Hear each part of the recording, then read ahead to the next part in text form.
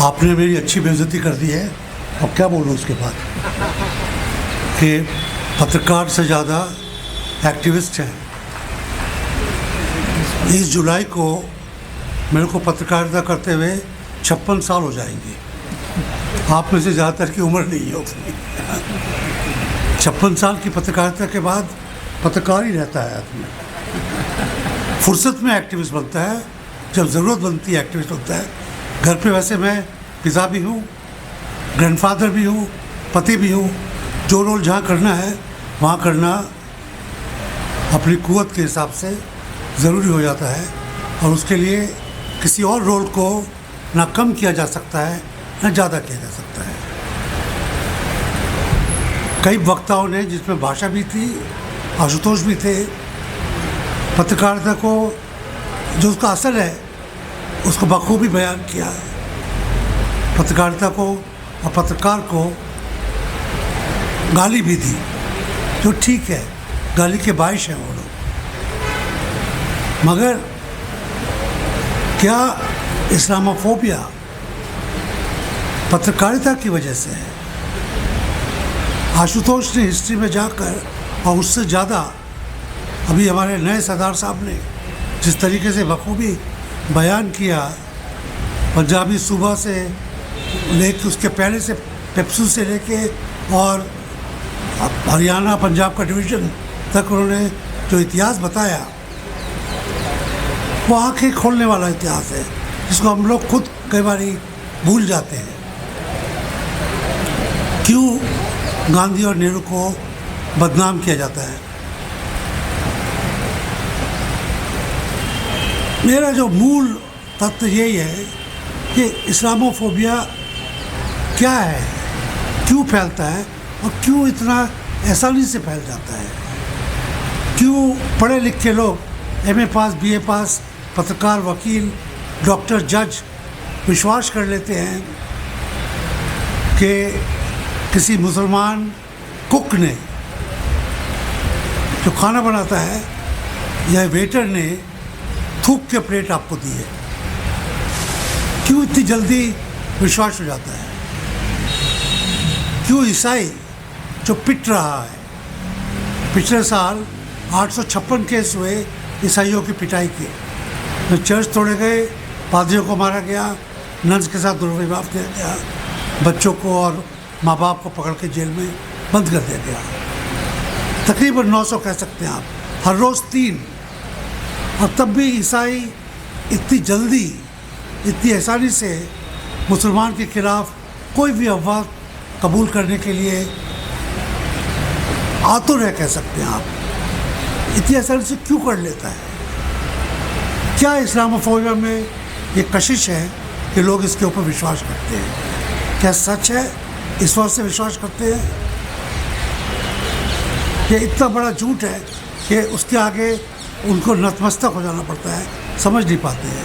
ये मेरा ख्याल है बहुत ज़रूरी हो जाता है पता लगाना, जब आप इस्लामोफोबिया के खिलाफ। ये भैया सुन लो यार,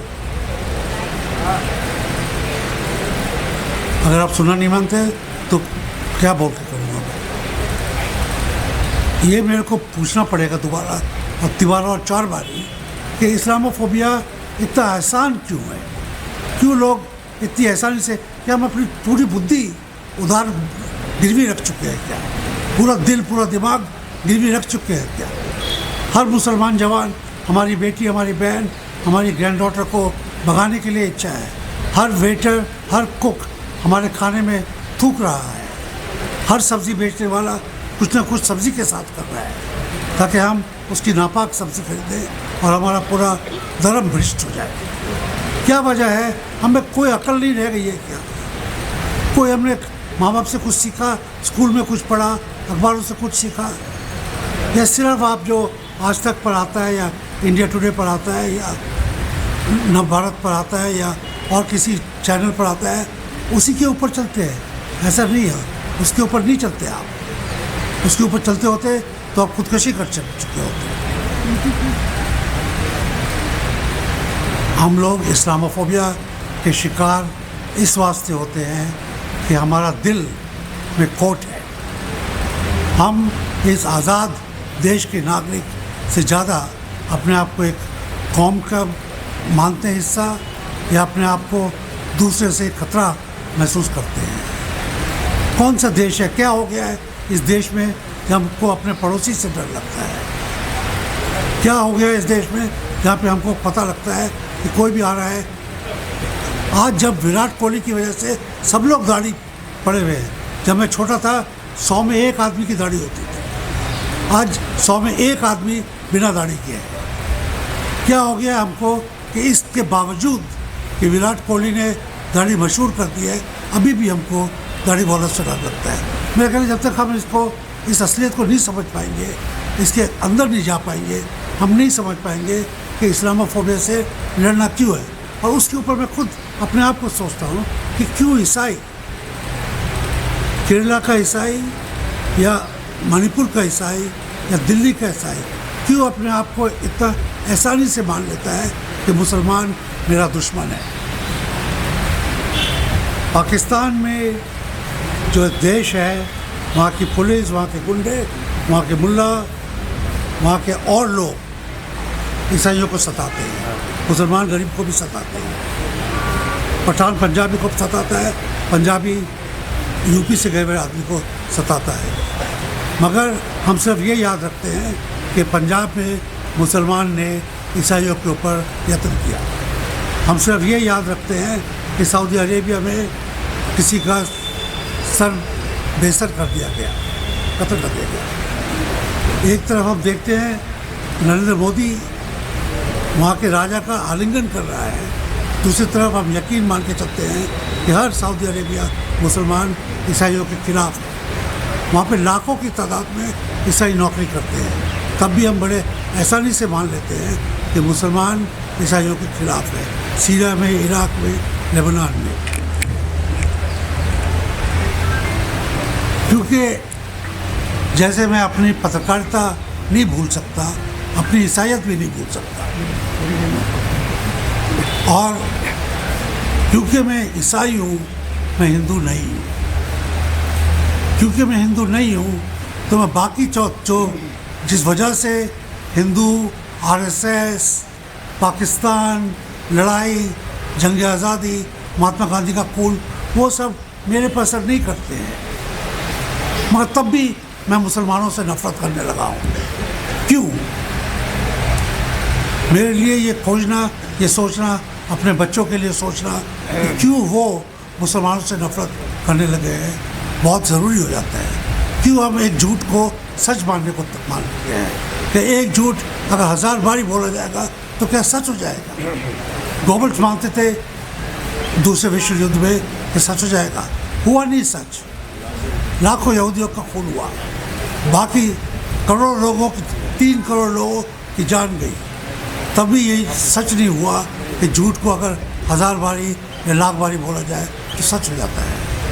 फिर भी ईसाई क्यों मुसलमान से नफरत कर रहा है? मेरे लिए ये खोज एक है, बहुत बड़ी खोज है, क्योंकि इसके अंदर मैं सोचता हूँ मेरे को पता लग पाएगा कि इस्लामोफोबिया है क्या और क्यों इससे लड़ना है। हम जानते हैं कि इस्लामोफोबिया एक वहम है, एक झूठ है, एक व्यापक क्या कहते हैं चक्रव्यूह है, बनाया गया है ताकि बांटा जाए लोगों को, ताकि इकट्ठे ना हो पाए किसी भी चीज़ के लिए। दलित, ईसाई, महिलाएं, जो ओबीसी इकट्ठे ना हो पाए 2 रोटी के लिए, छत के लिए, 1 जून कपड़े के लिए, उन लड़ाइयों में ना कर पाए, बट पाए, इसलिए ये फैलाया जाता है। एक छोटी सी बात है, आप लोग एंटी कन्वर्जन लॉ आया था, बहुत मशहूर है एंटी कन्वर्जन लॉ। 200 ईसाई पादरी यूपी की जेलों में है अभी, कह के वो किसी बच्चे की जन्म गोष्ठी में गए, बर्थडे फेस्टिवल में गए, वहाँ पे उन्होंने दुआ की, father son and the holy spirit की दुआ मांगी। उनको कहा गया कि लोगों को कन्वर्ट कर रहे हैं, उनको जेल में ठूसा गया है। 1 साल हो गया, 1.5 साल हो गया, 2 साल हो गए, अभी भी जेल में है। एंटी कन्वर्जन लॉ 60 साल पहले उड़ीसा में ईसाइयों के खिलाफ लाया गया था। मुसलमान खुश था, इससे उसका कोई नुकसान नहीं हो रहा था। एंटी कन्वर्जन लॉ में एक छोटा सा चेंज किया गया। एंटी कन्वर्जन लॉ है कि अगर घूस दे के आप ज़ोर ज़बरदस्ती करके किसी को ईसाई बना रहे हैं तो जुर्म है। उन्होंने उसके ऊपर एक छोटा सा जुमला लगाया, अगर आप किसी लड़की से शादी कर रहे हैं और उसको मुसलमान बना रहे हैं तो एंटी कन्वर्जन लॉ आपके ऊपर आएगा। सैकड़ों की तादाद में जवान मुसलमान जेल में ठूसा गया ये कह के कि इसने हिंदू लड़की से शादी की है उसको मुसलमान बनाने के लिए। कानून ईसाइयों के खिलाफ बनाया गया था, इस्तेमाल मुसलमानों के खिलाफ माना गया। तब भी आज की तारीख में ईसाई और मुसलमान इत्मीनान से एक साथ रह नहीं पा रहे हैं, एक दूसरे के ऊपर विश्वास नहीं कर पा रहे हैं। मेरा ख्याल है आज की तारीख में भी सरदार साहब बहुत अच्छी बात कह के गए हैं। आज की तारीख में हमको दोबारा याद करना पड़ेगा कि लड़ाई असल में है कौन सी लड़ाई। ये लड़ाई इस देश की ज़र पे, इस देश की ज़मीन के ऊपर किस चीज़ की लड़ाई है कि हम लोग इस पर इकट्ठे साझे में रह पाएँ, इसमें ईसाई साझे में रह पाए, मुसलमान साझे में रह पाए, हिंदू साझे में रह पाए। बड़े आसानी से छोटे से वहम को पानी दे के मसाला लगा के बड़ा ज़बरदस्त खतरा बना दिया जाता है। हमको इन अफवाहों में नहीं आना है। क्यों नहीं आएंगे उसके ऊपर हमको चिंतन करनी है कि क्या वो सच है जो हमको बताने हैं। मेरा ख्याल है अगर ईसाई को बताया जाए कि कितने मुसलमान यतीम हो गए हैं क्योंकि उनके अब्बा जान को जो 24 साल का लड़का था उसको मॉब वायलेंस में उसको मार डाला गया, उसके 2 बच्चे यतीम हो गए, उसकी विधवा हो गई, उसका बाप कैद में है, उसका बड़ा भाई कैद में है। ईसाई को हमको ये बताना पड़ेगा कि किस तरीके से कितने हज़ारों की तादाद में कितने मुसलमान जेल में हैं।